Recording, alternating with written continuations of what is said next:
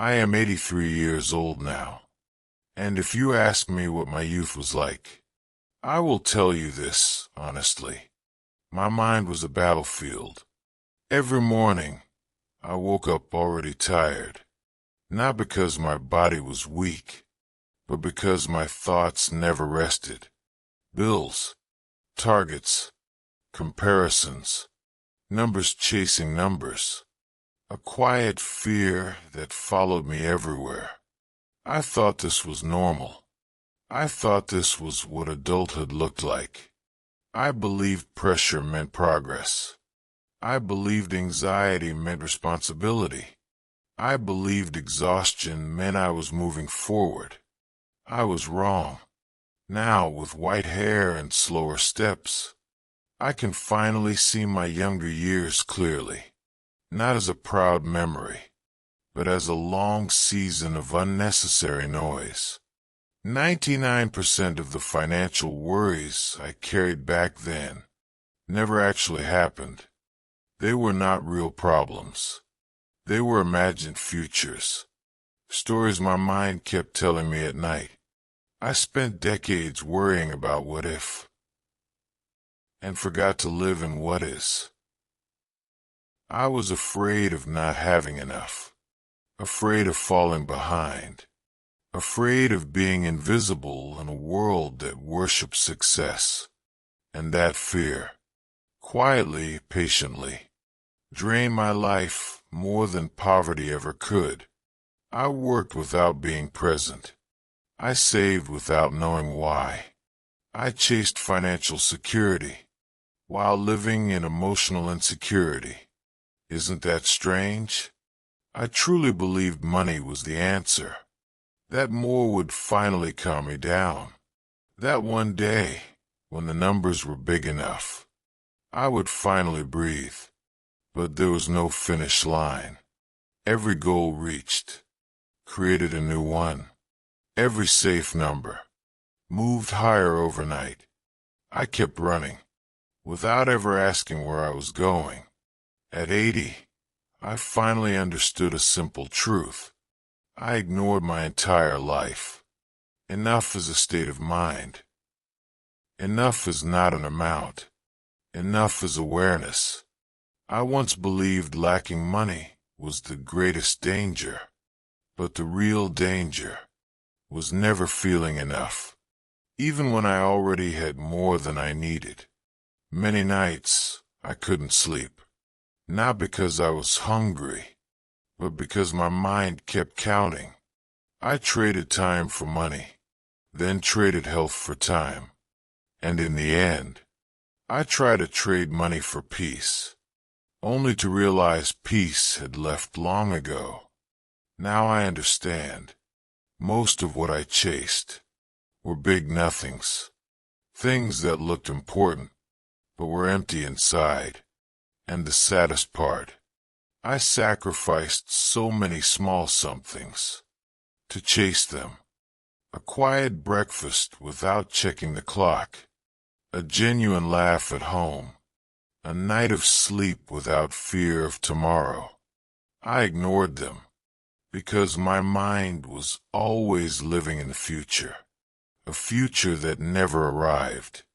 If I could speak to my younger self today, I wouldn't give him investment tips or secrets to becoming rich.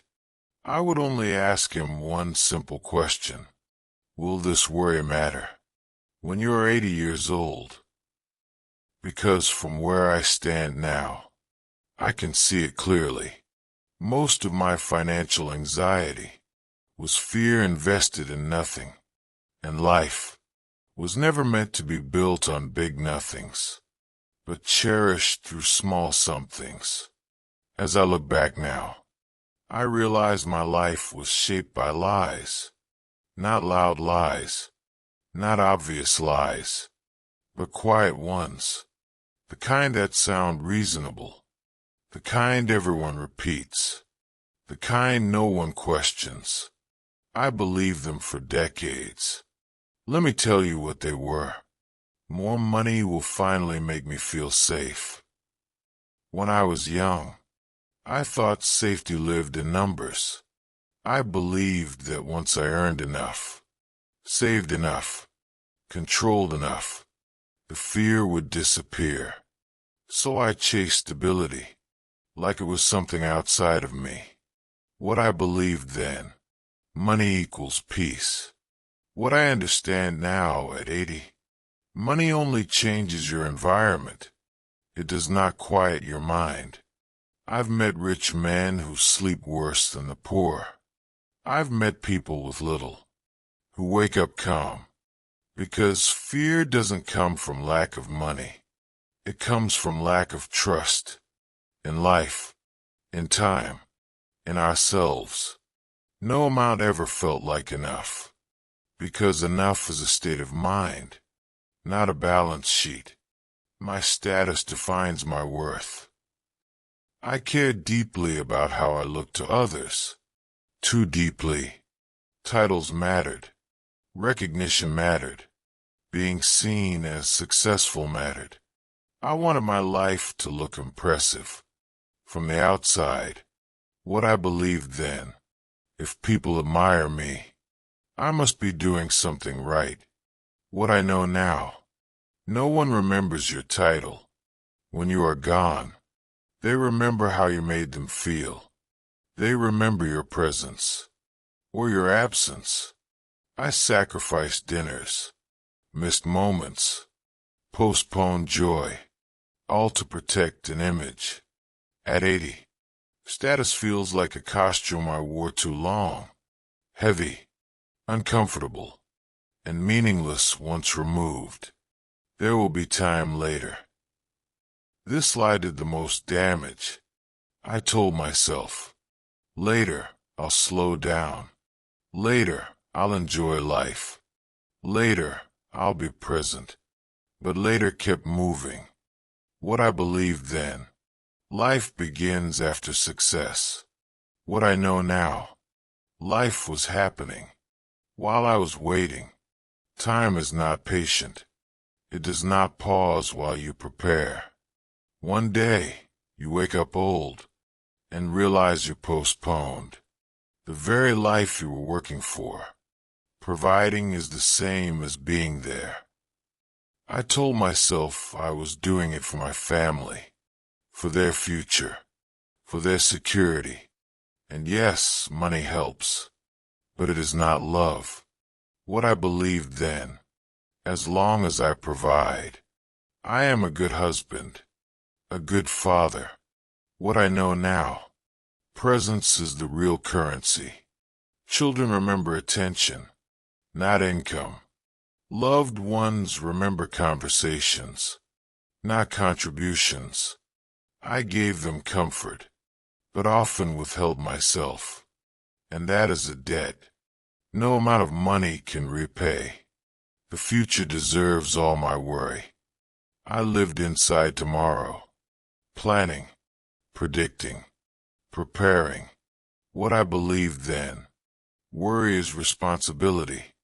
What I know now, worry is imagination without wisdom. Most of my fears never came true.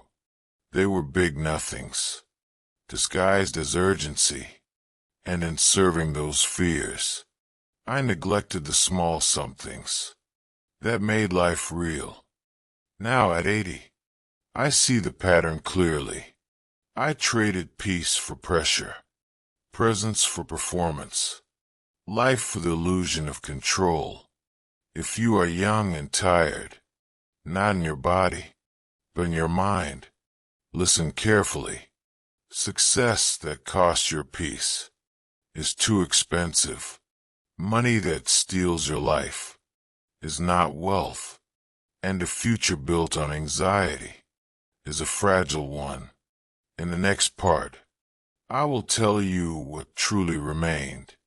After all the chasing stopped, the things that mattered, the small somethings, because in the end, they were the only things that were real. When the noise finally faded, something unexpected remained. Not achievements, not numbers, not applause. Silence. And inside that silence, clarity. At 80, life becomes very small, not in meaning, but in shape. The world no longer rushes past you. It arrives slowly, one moment at a time, and that is when you notice what was always there, the small somethings. I remember a morning when sunlight touched the floor just right, not bright, not dramatic, just warm. I stood there longer than I should have, watching dust dance in the light, and felt more alive than I ever did chasing success. No one applauded that moment. There was no reward, but it stayed. I remember the taste of fruit, simple fruit, sweet not because it was rare, but because I was finally present. When you eat slowly, life speaks. I remember laughter, not the loud kind, but the kind that slips out unexpectedly. A shared glance, a familiar voice, a moment that didn't need to be recorded. Those moments never appeared on my calendar when I was young. They were always available. I was just too busy to see them. I once believed meaning lived in milestones, promotions, purchases, proof. Now I know meaning lives in pauses, in breath, in stillness, in being fully there. At 80, you no longer chase time. You sit beside it, and time, when you stop fighting it, becomes gentle. I think about all the days I rushed through meals, through conversations, through people. I was always on my way to something more important. I didn't realize this was the important part. Life does not shout its value. It whispers, and you only hear whispers when you slow down. I used to measure days by productivity. Now I measure them by peace. Was there warmth today? Was there connection? Was there gratitude? If yes, it was a good day. I learned this too late, but I hope you learn it sooner. The most meaningful moments will never impress strangers. They are invisible to the world, but unforgettable to the soul. That is the great misunderstanding of youth. We trade small somethings for big nothings, thinking we are being practical. But at the end of life, only the small remains. The feel of a hand you've held for decades, a familiar smell that brings you home, a voice calling your name softly. These are the riches no market can offer. If you are tired, not from effort, but from endless thinking, this is why your soul is starving for small moments, not a new goal, not a bigger plan, just presence. Because one day, sooner than you think, the chase will end, and when it does, you will not ask how much you earned. You will ask, did I notice life while it was happening? Did I allow myself to feel it? Did I live among the small somethings? Or did I spend my years chasing big nothings? That question, more than any number, will define your peace.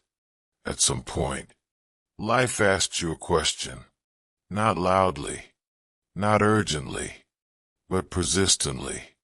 It asks it again and again, in different moments, through different choices.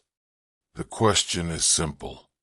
Will this matter when I am 80 years old? I wish I had used that question sooner. I wish I had held it up, like a filter, between my heart and my decisions.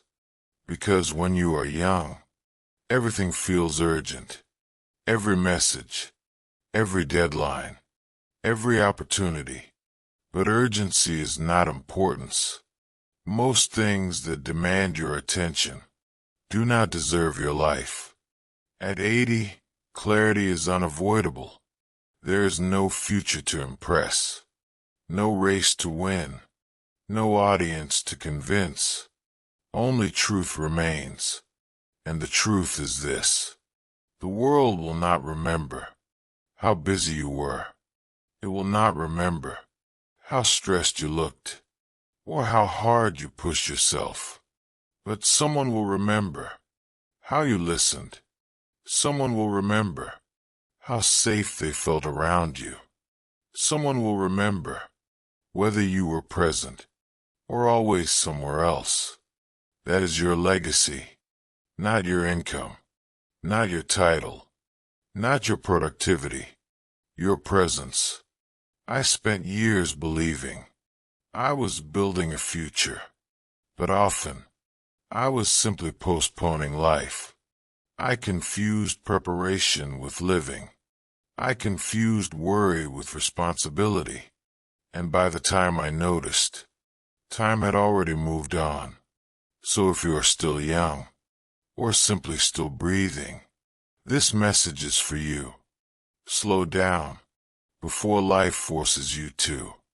Choose peace before exhaustion chooses for you.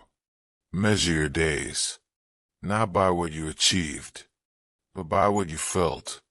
Ask the question before every big decision and every small one: will this matter when I am 80? If the answer is no, let it go. If the answer is yes, hold it gently, because in the end, life is not remembered in years or numbers. It is remembered in moments, quiet ones, ordinary ones, the small somethings. And when the noise fades, when the chase ends, when the world finally becomes still, those are the only things that remain. So live carefully, not in fear, not in hurry, but in awareness, because enough is a state of mind, and peace has always been closer than you think.